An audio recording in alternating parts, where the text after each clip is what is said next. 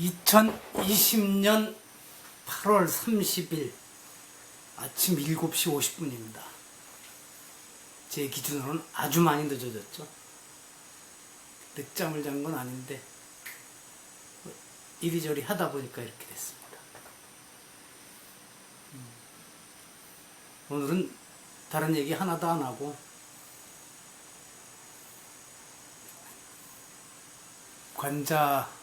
요즘 관자 얘기를 계속 하고 있는데 관자의 승마편에 나오는 한 구절을 한번 좀 긴데 이 중에서 일부만 이렇게 써보았습니다. 근데 글씨를 쓰다가 자꾸만 실수가 나와서 지저분합니다. 황금자 용지량야 변어 황금지리 즉 지치검 지치검 즉 백용절의 부지량 부지절 불가 위지유도.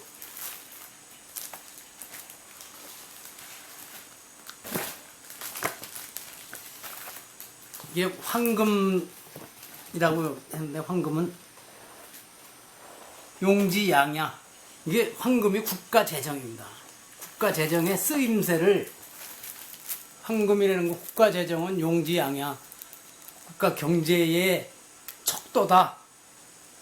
변호 황금질이 그 국가재정의 이치를 제대로 알게 된다는 것은 즉 지치검, 사치와 검소함을 하는 것이다. 이게 뭐겠어요? 확대재정과 확대 정책과 긴축 정책이죠. 그래서 지치검, 사치와 검소를 알면 어떤 때 재정을 확대해야 되고 어떤 때 긴축 재정을 써야 되는지를 알면 즉 백용절의 모든 쓰임새가 적절하게 된다. 국가 경제가 제대로 돌아가게 된다. 끝에 가서 근데 부지량, 그 재정 소모량을 수요를 제대로 알지 못하고 부지절 적절하게 조절해서 쓸 줄을 모르면 불가 안 된다. 위지유도, 그 국가 경제, 국가 재정을 쓰는 데에는 법도가 있다. 이게 승마편에 꽤 긴 구절을 해서 제가 일부만 땄습니다. 전체를 한번 읽어보겠습니다.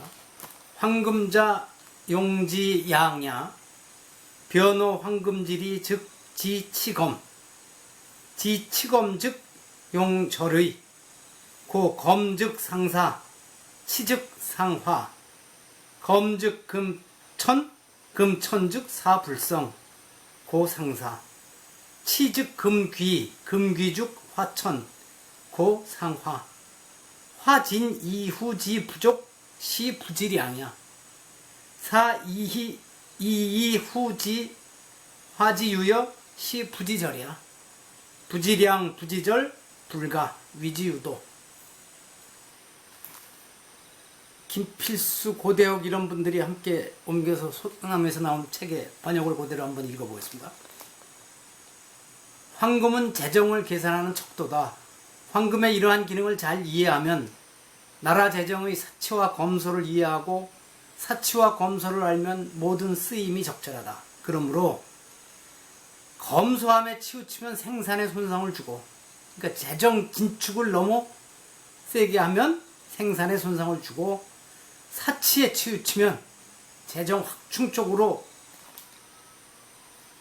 적자 예산을 너무 크게 나가면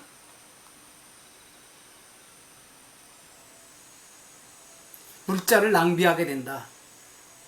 검소함에 치우치면 황금의 가치가 낮아지고 황금의 가치가 낮아지면 생산이 잘 이루어지지 않기 때문에 생산활동에 손상이 간다. 사치함에 치우치면 황금의 가치가 높아지고 황금의 가치가 높아지면 물가가 낮아지기 때문에 물자를 낭비한다. 이미 물자를 쓰고 나서 모자란 것을 알면 이는 물자의 소모량을 헤아리지 못한 것이며 이미 생산하고 나서 재화가 남아도는 것을 알면 이는 물자의 소모량을 적당히 조절하지 못한 것이다. 사전에 물자의 소모량을 헤아리지 못하고 조절하지 못하면 안 된다. 이를 시행하는 데는 법도가 있다. 이 내용은 유튜브 거기다 다 기록해 놓을 것입니다. 왜 굳이 이 얘기를 저거 할까 좀 생각을 해보니까, 지금 아마 거의 우리나라뿐만 아니라 수많은 나라들이 국가 재정이 적자죠. 모자라는 부분은 국채를 발행해서. 미국도 그 점에서는 아주 심각한 모양입니다. 일본은 아닌 모양이고, 지금 중국도 아닌 모양입니다. 오히려 중국 같은 경우는 미국의 국채를 상당 부분 보유하고 있어서 여차하면 그걸 갖다 미국에 돈 갚으라고 할 수도 있다, 이런 얘기 들립니다만, 우리도 계속 국채 발행해서 예산 적자 맺고 가고 있죠. 근데 개인도 요즘은 빚이 없는 사람이 없고, 기업은 대개가 부채가 자본에 몇 배씩 되고 그렇습니다만, 어느 상태까지는 괜찮죠. 올해 특히 코로나 사태로 지난번에 전국 중앙정부 차원에서도 뭐라고 그래야 되나요? 지원금을 줬었고, 광역자치단체와 기초자치단체에서도 지원금을 줬습니다. 일단 받아 쓰는 입장에서는 다 그러고. 그런데 지금 또 이제 지원 얘기가 나오고, 충분히 고려할 수 있는 일이라고 저는 생각을 합니다. 근데 그것을 대하는 방식이, 얼마 전에 이재명 지사가 30만 원씩 준다 그래가지고 나라 경제가 무너지냐 이런 식으로 얘기하는데, 그거는 아니죠. 더 줄 수도 있고 못 줄 수도 있고 그렇지만, 그래 이번에 30만 원씩 주는 거 가지고 나라 경제가 무너지진 않겠죠, 준다고 하면. 근데 국가 재정이라고 하는 것이 그렇게 쓰이는 것은 아니죠. 제가 경제학자도 아니고 경제를 깊이는 잘 모른다, 이렇게 느낌을. 그러니까 국가 재정을 너무 조이면 경제가 또 안 돌아가고,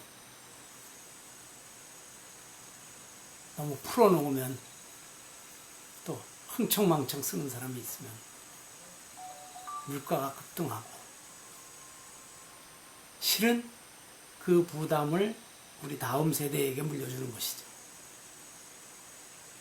그래서 이 조절이 그 마지막에 위지유도라고 했습니다. 그 국가 재정을 쓰는 것에 법도가 있다 그랬는데, 그 법도라는 것은 고정된 것이 아니죠. 상황에 따라서 변할 수 있는데, 기본 원칙을, 그것을 운용하고 있는 사람은 기본 원칙이 있어야 되는데, 그쵸, 기분 내키는 대로 풀어주고 싶을 때 풀어주고, 긴축하고 주기 싫은 데는 꽉 문 닫고, 이런 방식이면 곤란하죠.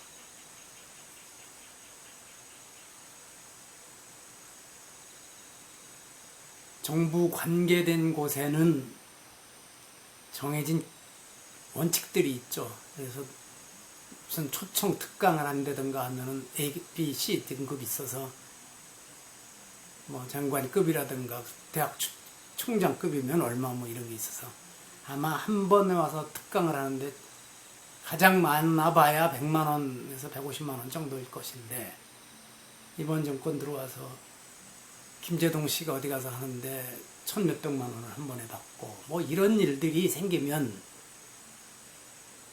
이 기준이 뭐냐 이렇게 되는 것이죠. 국가 재정도 마찬가지가 될 겁니다. 그래서 고개를 갸우뚱거리는 사람들이 많아지게 하고 있는 게, 그게 저는 안타깝습니다.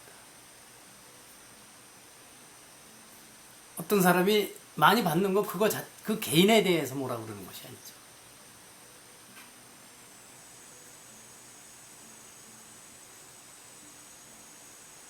오늘 이렇게 짧게 마치겠습니다.